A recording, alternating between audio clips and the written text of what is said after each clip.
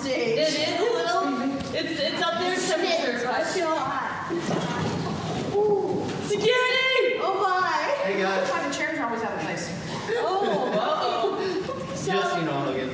Miss Karen, what So inspired violent. you to make this All right, I want my lunch. so deep and heartfelt with so many long lines? The long lines are a gift. I would lie and say To Nathan and Alicia. Oh, wow, they must be really special people. Yeah. So what inspired you to make this? A song by Leland. It's called Pure Bride.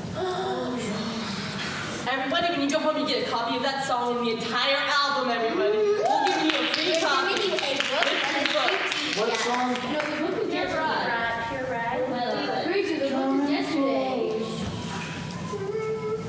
Okay, so do you have any questions for Miss Karen? Oh, I do. What what made you decide to change up the play from what previous was?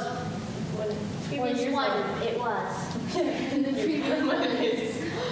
Wow. Watching it. So if you ever want to change something, Watch it first. Any questions for you to ask us? Yes. Oh, of course you may. how about